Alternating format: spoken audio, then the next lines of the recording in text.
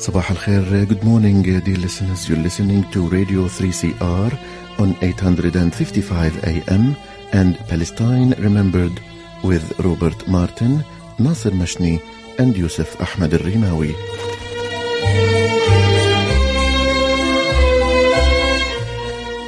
Palestine Remembered is Australia's only English language radio program that is totally dedicated to Palestine. We'd like to welcome those listening on 855 and those that will join us on podcast at 3cr.org.au.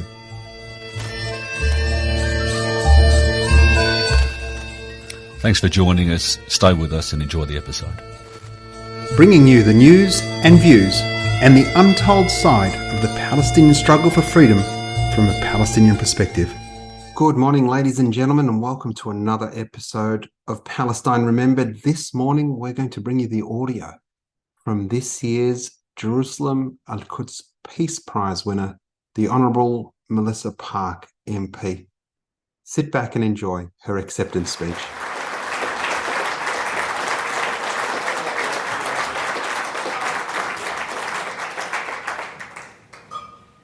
Shukran, Stuart. I really don't know what to say after that. It was totally beautiful. Thank you so much for those very beautiful words, very kind words. Assalamu alaikum. Good evening. Thank you all for coming. I see many old friends in the room and it gladdens my heart. I want to thank the Australian Palestinian Advocacy Network and Australians for Palestine, and in particular Nasser Mashni, Sonia Karkar and Emeritus Professor Stuart Rees for the invitation and for the award. I also acknowledge the federal parliamentarians, Maria Van Vakenu, long-time chair of the Parliamentary Friends of Palestine, Julian Hill, Senator Jess Walsh, state parliamentarians Shaukat Mosselman and Bronwyn Halfpenny, and former MPs Alan Griffin, Lee Rhiannon and Jean McLean. And I also want to acknowledge our other VIPs, His Beatitude, Bishop George Browning, President of APAN, Dr. Bassam Dali, who's come such a long way, Dr. Peter Slezak, Reverend Tim Costello, and Adele Salman, the President of the Islamic Council of Victoria. And this morning I spoke on the phone to Brian Dorr, who has previously emceed this event. He sends his love and greetings to you all from Tangiers in Morocco, where he's now spending some time. I acknowledge that we're meeting on the land of the Wurundjeri people of the Kulin Nation, and we pay our very deep respects to their elders, past and present, and to other First Nations people who may be here tonight. We acknowledge their gentle stewardship of this land for tens of thousands of years, and as was said by former Young Australian of the Year, former Afghan refugee Akram Azimi, we make this acknowledgement not out of a sense of protocol, but out of recognition that the dreaming has not ended and we're all a part of it. Indigenous peoples of the world have always understood the connection between all things, people, animals, and all of nature, and that there is a natural balance that must be respected. I'm convinced that most of the problems facing the world today, pandemics, climate change, mass extinctions, nuclear weapons, mental health crises, even war, stem from humanity's disconnection, our separation from nature and from each other, from forgetting that we on this planet are all ultimately connected. And our way back rests in rediscovering that truth. We can learn much from the ancient wisdom and ways of the Aboriginal people, who've demonstrated a willingness to forgive and to share. And that sharing extends to a kinship with other peoples of the world who've suffered loss of their lands, oppression, discrimination and stigmatisation, including the Palestinian people. I'd like to especially pay tribute tonight to Dr. Gary Foley, last year's winner of the Jerusalem Al-Quds Peace Prize, which was held online, for his long battle for recognition of Indigenous rights in this country and for his unstinting support and solidarity with the Palestinian cause. Sadly, Uncle Gary couldn't be here tonight. but we send him love and thanks for his ongoing work. I'd also like to acknowledge the other past winners of this prize, of course, Professor Stuart Rees, who just spoke so eloquently, the inaugural recipient of this award, who's not only a tireless advocate for human rights himself, especially of the Palestinians, but he's also a poet, and I had the pleasure of launching his latest of 24 books called Cruelty or Humanity in Fremantle in September. It contains a unique blend of human rights issues and poetry from around the world, and I urge everyone to get a copy. I acknowledge too the second worthy recipient of the Jerusalem Al-Quds Peace Prize, Dr. Anthony Lowenstein. I was fortunate to be here to see him receive it in 2019. And it's wonderful to see his father, Jeffrey, here tonight. Thank you for coming. Anthony has shown enormous courage in authoring many books on controversial or seldom examined topics, including My Israel Question, the best-selling book on the Israel-Palestine conflict and the tactics of the Zionist lobby. When the book was shortlisted in the 2007 New South Wales Premier's Literary Awards, Anthony wrote, "I look forward to the accusations of anti-Semitism by the usual suspects." He has another book coming out this year, or next year, The Palestine Laboratory, How Israel Exports the Technology of Occupation Around the World. What each of these remarkable people have in common is a commitment to truth-telling. Truth-telling about Palestine in Australia is especially challenging. I'm sure everyone in this room is very well aware of that. But never has it been more important to show solidarity with the people whose right to their own state, as established in international law, is being rendered increasingly impossible to achieve, and whose deteriorating plight has been largely ignored by the international community in what may be seen as appalling double standards. Right now, the global community is rightly condemning violations of international law in Ukraine, including Russia's occupation and annexation of Ukrainian territory, while at the same time failing to acknowledge the very same violations committed by Israel.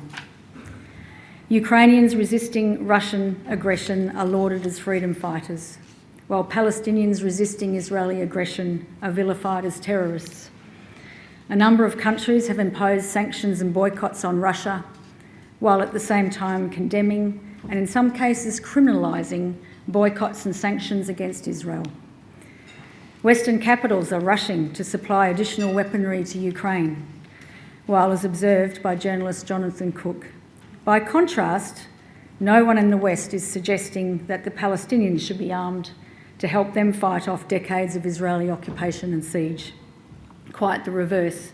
It is invariably Western weapons that rain down on Gaza, supplied to the belligerent Israeli occupier by the very parties now condemning Russia. As my former colleague, Professor of International Law, Dr. Adi Imsais, has noted, if international law is to mean anything in our fragile and divided world, it is imperative for us to apply it universally, not only when it suits us politically to do so. With Herculean hypocrisy, Israel has joined in the condemnation of Russia, announcing last month that Israel supports the sovereignty and territorial integrity of Ukraine and will not recognise the annexation of the 4 provinces by Russia. Following this announcement, Israeli journalist Gidon Levy wrote in Haaretz, "Where to begin? With an occupying state preaching to a different occupying state? With an annexing state announcing that it won't recognise a different annexation?" The election this week of an even more right-wing government in Israel follows an election campaign in which the major parties competed to show who could be tougher on the Palestinians, as if the current occupation was not bad enough. Here in the West, there seems to be a collective willful blindness to the findings from the world's preeminent human rights organisations, Amnesty International and Human Rights Watch, as well as Israeli and Palestinian human rights NGOs and the former UN Special Rapporteur on Palestine, Michael Link, in March this year, and the new Special Rapporteur on Palestine just recently, that Israel is practising apartheid, as that term is defined in international law. It is not a lack of knowledge that can account for the failure of the international community to respond to these clear findings of apartheid. There's probably no conflict situation in the world that has been more written about. The issue is a lack of will to act. Former Guardian journalist and current editor-in-chief of Middle East Eye, David Hurst, has written, "There can be no clearer demonstration of the hollowness of Western values than in their persistent, cynical and criminally responsible failure to bring Israel to book for its actions." What I want to talk to you about tonight is why. As many of you know, I worked in Gaza for 2.5 years with UNRWA, the UN agency responsible for the Palestinian refugees. I arrived in early 2002 during the Second Intifada. Just a few days after my arrival, it was early evening. I was moving into my rented apartment overlooking the Mediterranean Sea. Just down the road from a Palestinian refugee camp on one side and Yasser Arafat's presidential compound on the other. I hadn't yet unpacked my bags when the bombing started. From the large windows overlooking the sea, I could see and hear Israeli battleships and Apache helicopters just offshore, and they were firing past my building into Arafat's compound. During one break in the bombing, I went to the windows to open them slightly, as we'd been advised to do in our security briefings, because it reduces the chance of the glass shattering. I saw a man and a small boy outside on the beach. They were crouching behind a wall. I heard another bomb coming and dove behind the couch. When I looked out of the window again through the smoke, I couldn't see the man and boy anymore. 36 bombs were dropped on Gaza City that night. Next morning, I looked out of the window at the wreckage around the building, and I saw the small boy from the night before on the beach. He was flying a kite. And I wonder what the cumulative impact of thousands of bombs over the 20 years since then would have had on him and the other children in Gaza. My role at UNRWA was to negotiate access for UN staff and humanitarian supplies through checkpoints and borders, to write reports to the UN General Assembly and Security Council, among other things. I witnessed the bombing campaigns, the targeted assassinations and associated civilian death toll, the killing and maiming of Palestinian refugee children attending UN schools. I wrote reports concerning the killing of UN staff. Soon after I arrived in Palestine, an UNRWA medical officer, Kamal Hamdan, was shot dead in the back of a UN ambulance. The ambulance, which was transporting a critically wounded refugee, had been given clearance by the Israel Defence Forces to proceed into the Tulkarem refugee camp when it was fired upon. Israel initially falsely claimed there'd been a Palestinian militant hiding in the ambulance. Later that year, British UN staff member Ian Hook, who, like me, had worked in Kosovo before coming to Palestine, was standing in a UN compound in Jenin, negotiating with the IDF on his mobile phone regarding safe passage for his staff, when he was shot in the back by an Israeli sniper, situated in a high building overlooking the UN compound. The UN ambulance was then prevented by the IDF from entering the compound to collect Ian, requiring UN staff to make a hole in the fence to take him out. Ian died in the ambulance on the way to hospital. Israel initially claimed Ian had been holding a gun, then that there had been firing from the UN compound. Both claims were untrue. Apart from a statement from the UN Secretary-General expressing concern and requesting an investigation, nothing ever happened in response to these war crimes, even from the British government whose citizen had been murdered. A UN Security Council resolution condemning Israel for the killing was vetoed by the United States. In the end, 65 UN staff in Israel and the occupied territory, including me and my boss, who was then the head of the International Legal Division of UNRWA, issued an open letter referring to a pattern of utter contempt on the part of the Israeli army and calling for an independent investigation and accountability for Israel, an unprecedented action from UN officials who take their impartial status seriously. I mention Ian's case because it makes Israel's audacity, its complete impunity, even when it has wrongfully caused the death of an international humanitarian worker, more obvious. What never made the international news, though, were the daily killings of Palestinian civilians, including sheep herders and fishermen, who'd simply been going about their work. The day-by-day bulldozing of ancient olive groves, orange orchards and greenhouses, the administrative detention without charge, trial or any due process of tens, sometimes hundreds of people, including children, for weeks, months and even years in an unfair and untransparent military court system that applies only to Palestinians.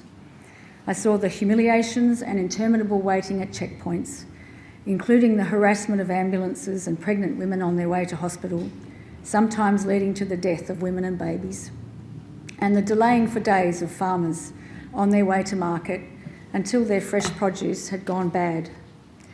There was the gratuitous settler violence that passed uncriticised and unpunished, the relentless growth of illegal West Bank settlements and their buffer zones and settler-only roads, the demolition of Palestinian homes, the diversion of West Bank water for settlement lawns and swimming pools, while only a comparative trickle was allowed to impoverished Palestinian communities.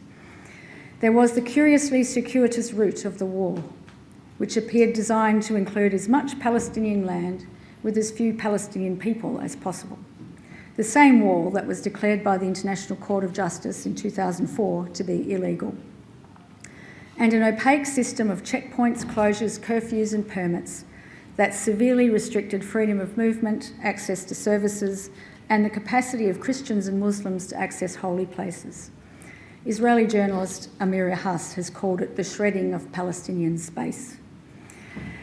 Security for both Israelis and Palestinians is a legitimate issue, but it should be understood that there is no parity of power in this equation. In 1948, Israel unilaterally declared itself a state in the land of Palestine and achieved the expulsion of 700,000 Palestinians from their homes through violence. Many of those Palestinians and their descendants continue to live as refugees in appalling conditions while they wait to return home. Israel is one of the strongest military powers in the world, the only nuclear power in the Middle East. Under international law, an occupation should be temporary. Israel has occupied Palestine for 55 years. It has imposed a brutal blockade on Gaza for the last 15 years, a form of collective punishment that is also illegal under international law, leaving 80% of the population dependent on humanitarian aid to survive. Israel's armed forces have targeted and killed unarmed civilians, including medical personnel and journalists, with complete impunity for these war crimes, and its incessant drones never give the people a moment of peace. Israel has just in the last few weeks introduced a new law to severely restrict the ability of foreigners, including those of Palestinian origin living abroad, to enter the West Bank for the purposes of business, education, humanitarian work, and even to visit family. The objective is, of course, to isolate Palestinian society in the West Bank from the outside world, as it's already done to Gaza. Israel has also raided and forced the closure of Palestinian civil society NGOs, calling them terrorist groups.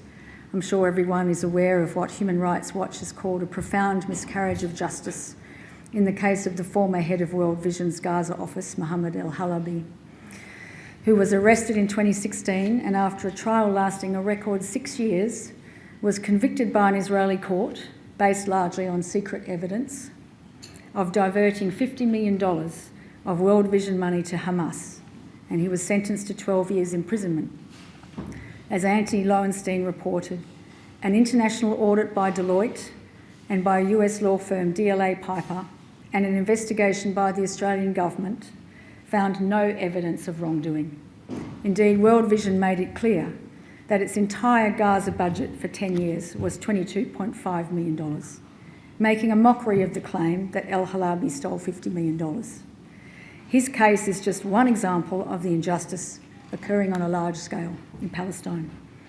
I saw firsthand how the Israeli state had systematically devised literally thousands of ways to make life difficult for the Palestinians.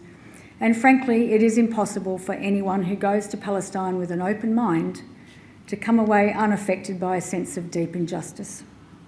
I challenge anyone to visit Hebron, for example, and not be profoundly moved by the desolation of that proud ancient city, its empty markets and tormented Palestinian inhabitants, who are forced to hide their children in their homes and shelter them from the rocks thrown by armed settlers who patrol the old city, taunting its people and inflicting random violence while basking in the protection of the IDF. This is not to suggest that the Palestinians are always blameless. They are not, as is clear from rocket attacks on Israel from Gaza, suicide bombings, knife attacks and other occurrences that make the news in the Western media. Violence against civilians cannot be justified. But rather than being random acts of violence committed because of innate cruelty or hatred of Jews, as such events are frequently portrayed by Israeli spokespeople, there is a context in which these events occur that rarely gets spoken about. That is Palestinian dispossession and more than half a century of military occupation that has left many young Palestinians, perhaps those, including those fighting in Nablus right now, feeling as though there is nothing to live and hope for. It is this context of relentless occupation that is left out of the stories in Western media.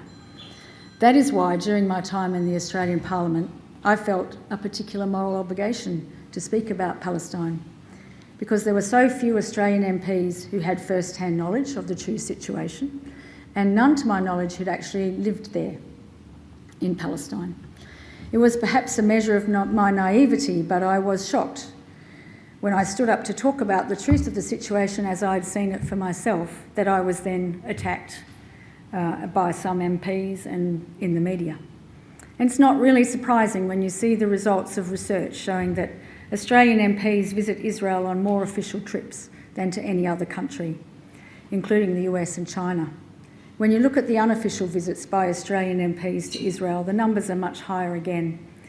New MPs, as well as key political party members and journalists, are targeted by the pro-Israel lobby to receive all expenses paid trips to Israel, although I should note that I never received such an invitation. They've clearly done their research.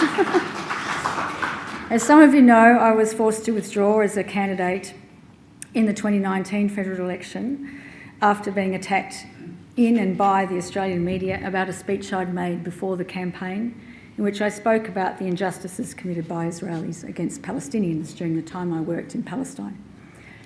It was deeply disturbing to have my reputation, established through more than 25 years of public and community service, traduced with such vitriol and malice. Some of you will be aware that I decided to take legal action against some in the media and the community for their defamatory comments, to challenge the unfounded allegations of anti-Semitism, so that others would not be afraid to speak their minds in the future. In a free country like Australia, it is important that we retain the freedom to criticise any country without being personally vilified. With the assistance of Paul Hayward-Smith QC, Bassam Dali and many others, including others here in this room, I took legal action against, among others, the West Australian and Herald Sun newspapers and the Executive Director of the Australia-Israel Jewish Affairs Council. We ended up with apologies and retractions, which shows that standing up for truth is important and does have an impact. And Bassam sent me a copy of an article earlier this year from the Australian Jewish News, in which a director of the Australian Jewish Association is quoted as saying, "I won't repeat former Labor MP Melissa Parke's Israel-related comments, since others have been sued." Unfortunately, despite the manifest wrongs that have been perpetrated against them, the Palestinian perspective is rarely seen or heard, except in human rights reports. To the world, and the West in particular, they are often portrayed as terrorists or rendered faceless, voiceless, and other. This is chiefly due to two factors. Firstly, Israel has the virtually unconditional support of a global power, the United States, which as a member of the Permanent Five has used its veto over many decades to stop UN Security Council resolutions condemning Israel's actions. The US also provides Israel with billions of dollars in military aid every year, which it uses to crush the Palestinians. Prominent academic and editor of Jewish Currents, Peter Beinart, has called upon the American Jewish community to recognise that Palestinian equality and Jewish safety are ultimately intertwined. He urges them to untether themselves from the anti-Palestinian racism that pervades both American politics and the organised American Jewish life, to challenge the dehumanising assumption that Palestinians are motivated not by a desire for freedom, but by an innate hatred of Jews. And he asked them to realise that one can oppose illiberal Palestinian parties like Hamas and Islamic Jihad without believing that their existence strips Palestinians of their right to individual and national freedom. If Jews don't forfeit their right to political equality because they elect religious supremacists, neither do Palestinians. Second way the Palestinians are rendered voiceless is via Israel's active Zionist lobby that engages in misinformation and propaganda in the mainstream media and in political circles regarding Palestinians, and that smears those who criticise Israel's treatment of the Palestinians as anti-Semitic. In the words of Professor Noam Chomsky, the main task of Israeli propaganda is to make it clear to the world there's no difference between anti-Semitism and anti-Zionism. By anti-Zionism is meant criticisms of the current policies of the State of Israel. The lobby's aim is to divert the focus from Israel's illegal and immoral actions by attempting to collectively tarnish the character of Palestinian people and those who defend them. It is curious indeed that so many people, including Jewish people, who've devoted their lives to fighting racism and defending human rights, are anti-Semitic, according to the lobby. Unfortunately, the weaponisation of anti-Semitism to protect Israel from criticism has been taken to new lengths as the pro-Israel lobby urges governments, parliaments and universities around the world to adopt the working definition of anti-Semitism that has been developed by the International Holocaust Remembrance Alliance, or IHRA. Jewish academic Peter Slezak explains that while the definition itself is unobjectionable, that anti-Semitism is a certain perception of Jews, which may be expressed as hatred towards Jews, what is deeply problematic are the 11 examples used to illustrate the working definition of anti-Semitism, of which 6 concern criticism of Israel. He notes the concern expressed by the author of the IHRA definition, Kenneth Stern, about the McCarthy-like use of the definition to suppress political speech. Renowned barrister Geoffrey Robertson QC has also concluded that the IHRA definition is liable to chill legitimate criticism of human rights, abuses against Palestinians, by defaming critics of Israel as anti-Semitic. The British Labour Party adopted the IHRA definition of anti-Semitism in 2018 and has been using it to threaten or expel Labour Party members, including some 42 Jewish Labour Party members who've criticised Israel. It is important that the true implications of adopting this definition are understood before anyone would contemplate implementing it here in Australia. And we must remain vigilant against such encroachments on freedom of speech here and elsewhere. Given the realities on the ground in Palestine, it is with some remarkable audacity that Zionists continue to present Israel to themselves and the world as the eternal victim. In my view, Israel's possession of disproportionate force will never constitute true power for as long as it continues to behave as the victim, because victimhood is based in fear. Human beings all have in common a fundamental yearning for freedom and happiness. The question I have for Israelis is, can you truly achieve freedom and happiness if it is dependent on the oppression and misery of others? In denying Palestinian self-determination, Israelis ultimately deny their own freedom and happiness.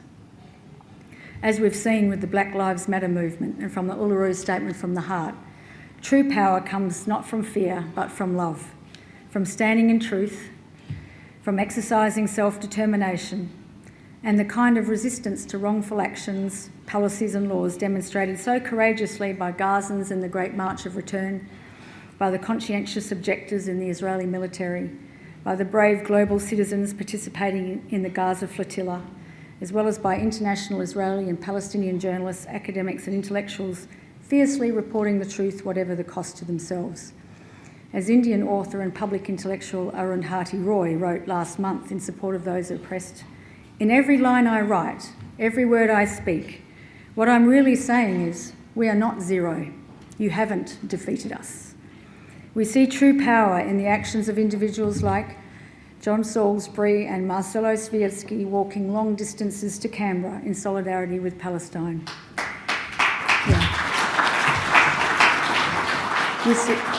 We see true power in the divestment decisions made by universities and by companies like Ben & Jerry's, in the boycotts of Israel by artists and arts festivals.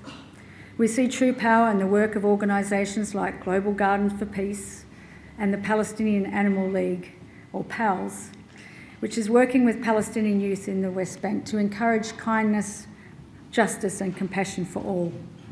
We see true power in the determination to practice Palestinian culture. As I've done in the past, I'd like to read one of Samar Sabahi's poems as quoted in Professor Rees's book, Cruelty or Humanity.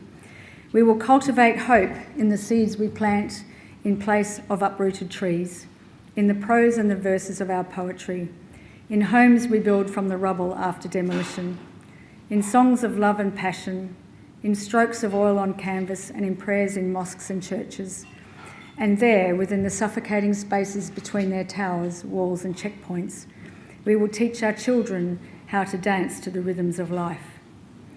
We can cultivate hope from the fact that there is now an investigation underway by the International Criminal Court regarding crimes committed in Palestine arising from the 2014 military offensive on Gaza and the Great March of Return, as well as settlement building and the ongoing blockade on Gaza. It is to be hoped the ICC will also investigate the forcible transfer and expulsion of Palestinians from East Jerusalem and the cases submitted by the International Federation of Journalists regarding Israel's bombing of the media towers in Gaza and its killing of journalist Shireen Abu Akleh. As her family members have said, there must be consequences when a military kills civilians. If not, it affords Israel's military and any other military the impunity to do this again.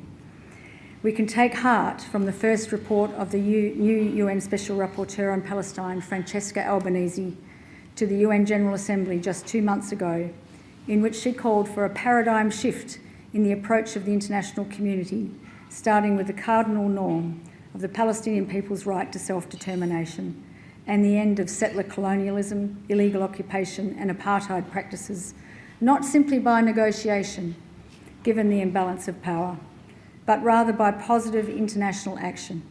One of the report's recommendations is the deployment of an international protective presence to constrain the violence routinely used in the occupied territory and protect the Palestinian population. In addition, 2 weeks ago, in its first report to the UN General Assembly, the UN Commission of Inquiry on Palestine found that the Israeli occupation is unlawful under international law due to its permanence and the Israeli government's de facto annexation policies. Predictably, pro-Israel groups have branded the UN report a masterpiece of modern anti-Semitism. And just last week there was a joint letter by 5 former European foreign ministers in Le Monde saying, "We see no alternative but to acknowledge that Israel's policies and practices against the Palestinians amount to the crime of apartheid. The crimes of the Israeli state are bursting through the dam and cannot be covered up any longer. Countries like Australia are being called upon to stand up for the international rule of law as strongly on Palestine as they have for Ukraine. We don't need 100% of the people to agree in order to create significant positive change. We just need enough to create a tipping point where change becomes inevitable. Reforms like votes for women and the end of South African apartheid may seem obvious now, but they weren't for a long time. The eventual victory was the result of the action and struggle of many people campaigning over time in the knowledge that justice and right were on their side. As the American activist for civil and children's rights, Marian Wright Edelman, said, "It is so important not to become apathetic or cynical by telling ourselves that nothing works or makes a difference. Every day, light your small candle." So every voice counts. We all, each of us in our own way, can light our small candle, speak the truth and stand in our power. This is a strengths-based approach, founded on resistance, love, hope and truth-telling. As we see change happening in Australia for Aboriginal people, witness the national outpouring of feeling for Cassius Turvey, the Aboriginal boy taken too young by violence. I feel sure that the growing impetus and momentum for equality, self-determination and justice for the Palestinians will reach a tipping point that will upend the illegal occupation and apartheid.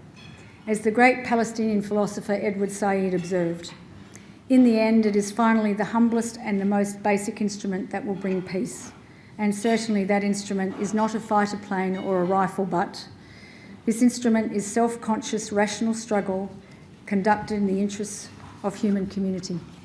Thank you.